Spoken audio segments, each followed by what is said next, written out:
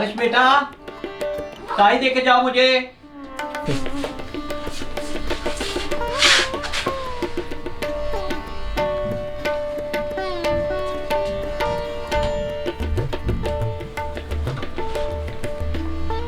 बाबा ये ले टाई। और मम्मा कह रही थी कि जब आप स्टेशन से उतरे तो किसी गरीब को सदका देकर इंटरव्यू के लिए जाना है। ओके बेटा, थैंक यू।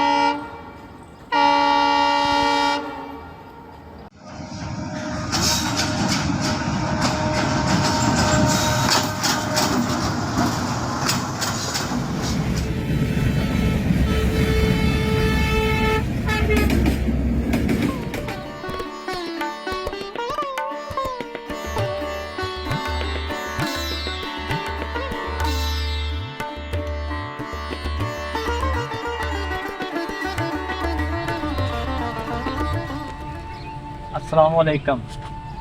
वालेकुम सलाम। बाबा जी, मेरा आज नौकरी का इंटरव्यू है।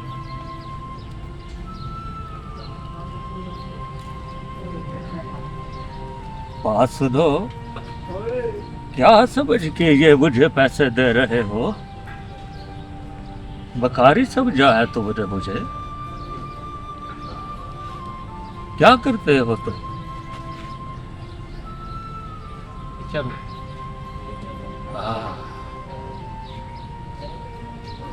बच्चों को पढ़ाते हो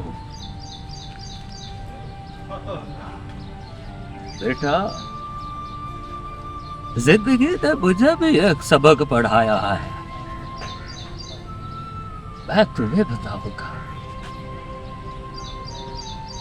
बच्चों को आगे बताना। सुनोगे मेरी कहानी?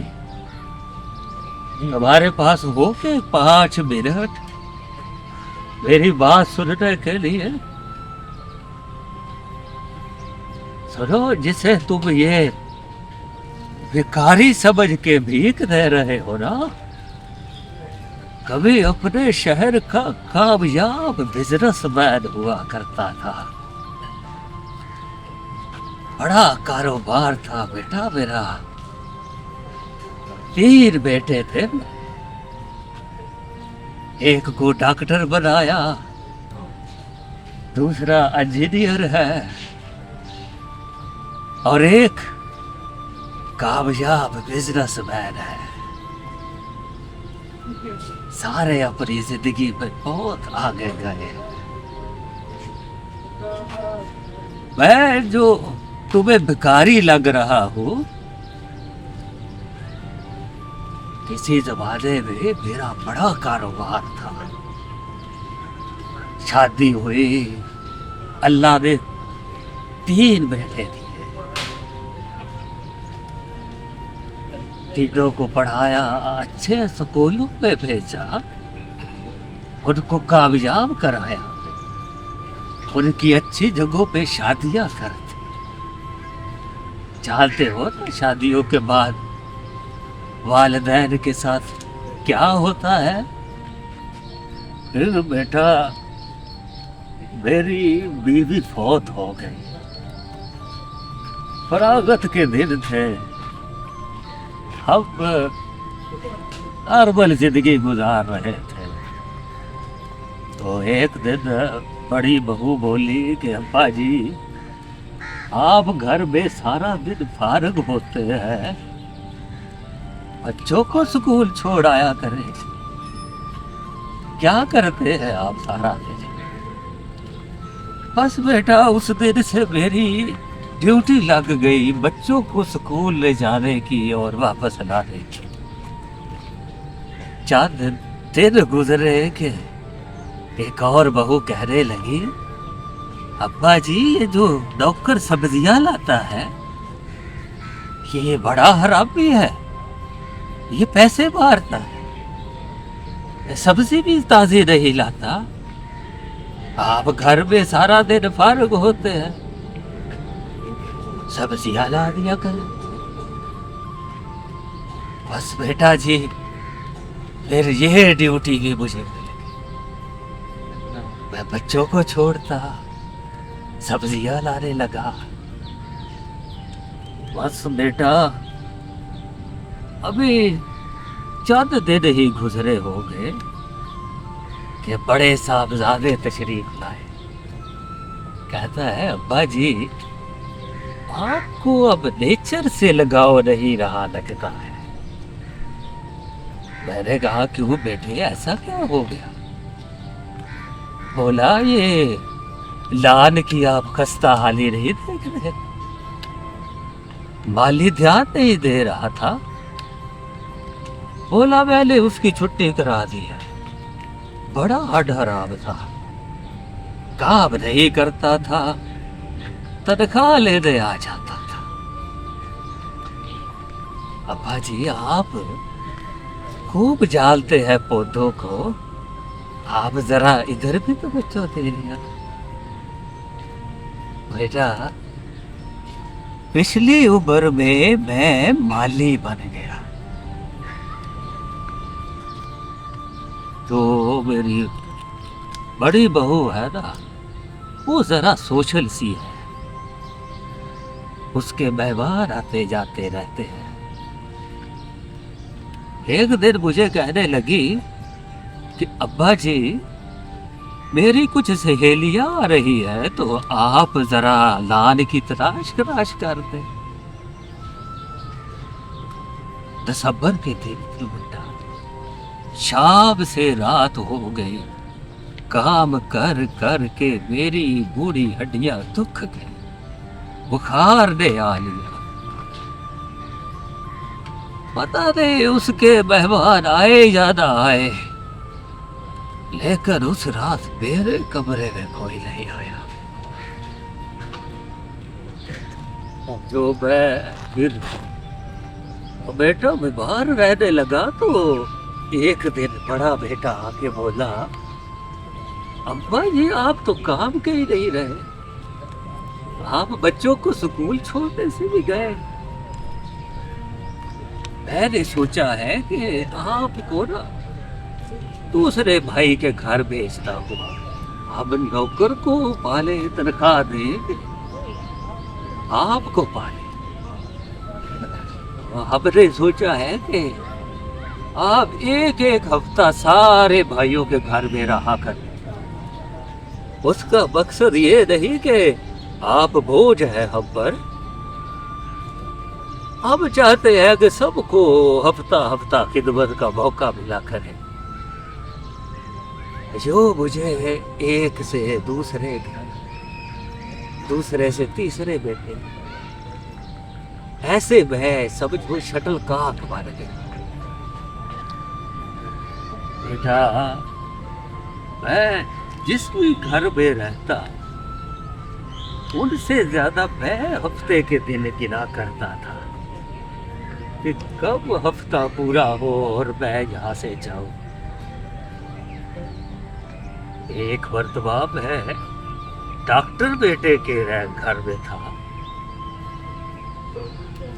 तो बहू बोली कि अब्बा जी आप सारी सारी रात खांसते रहते हैं, बच्चों की नींद डिस्टर्ब होती है, उन्होंने सुबह स्कूल जाना होता है, आपने तो इधर ही रहना होता है। आपने फैसला किया है कि क्यों ना आपको ड्यूटी पे चारपाई डाल। यूं बेटा मैं घर से ड्यूटी पे आ गया, अभी चंद ही दिन मैंने ड्यूटी में गुजारे हो, बड़े बेटे साहब कहने लगा अब्बा जी आपकी बीमारियां ना बढ़ गई हैं, इधर उनका इलाज नहीं। हमने तीनों भाइयों ने मिलकर ये फैसला किया है कि आपको शहर के अस्पताल ले चलते हैं, वहाँ आपका सही इलाज होगा। मैंने बेटा हाथ ही उठा दिया, कहा जैसे तुम्हारी मर्जी, ले चलो बेटा, इस उम्र में मेरा क्या जोर है। वो मुझे गाड़ी में ट्रेन पे बिठा कर वो मुझे इस शहर ले आया, ऐसे ही जैसे तुम वहां से आए हो हम भी आए हैं। डॉक्टर बेटा यहाँ पे खड़ा करके मुझे डॉक्टर से अपॉइंटमेंट लेने गया, मैं उसका इंतजार कर रहा हूँ और तुम्हें मैं गाड़ी लगा। अब तुम जाओ बेटा, तुम्हें देर हो रही है। नहीं पापा जी, मैं जब तक आपका बेटा नहीं आता मैं आपके पास खड़ा रहता हूँ। ना ना ना बेटा, उसको देर हो सकती है, तुम जाओ। पापा जी कितनी देर हुई? मुझे लगता है उसको गए हुए 5 मिनट हुए, पर मुझे यहाँ खड़े हुए 5 साल हो गए। लोगों को कितना गम है, मेरा गम कुछ भी नहीं। मेरी आँख जो नम है, ये आँख नम कुछ भी नहीं। लोगों को गम में देखा, मैं अपना गम भूल गया। ये खामोश पैगाम है जिसको किसी न किसी प्लेटफॉर्म या रेलवे स्टेशन पे खड़े हुए बुजुर्ग दे रहे होते हैं। वो बुजुर्ग जो हमारे और आप जैसों के ही बाप होते हैं, मगर हम उनको आखिर में नौकर बनाकर घर से बाहर करते हैं, ये सोचे बिना कि उन्होंने हमें पाला है। अगर खुद गर्जी हमें ऐसा नहीं सोचने देती तो चलो अपने लिए ही मुखलस हो जाओ, यही सोच लो कि इनको मुसाफिर किया तो कल हमारी भी बारी है। और इसी जैसे किसी स्टेशन पे हम भी अपने बढ़ापे को ओढ़े किसी को ऐसी मिलती जुलती आप बीती सुना रहे होंगे, क्योंकि कानून फितरत है, जो करना है वो भरना है, भले देर लगे मगर वक्त बड़ा मजबूर है, इसे हर हाल में गुजरना होता है, सो गुजर जाता है। हमारा आज हमारा कल भी बनेगा। लोगों को कितना गम है, मेरा गम कुछ भी नहीं। कुछ के लब पर ताले हैं, कुछ के लब पर नाले हैं। सबकी मंजिल छूट गई, सबके पाँव में छाले हैं। सबकी एक निशानी है, सब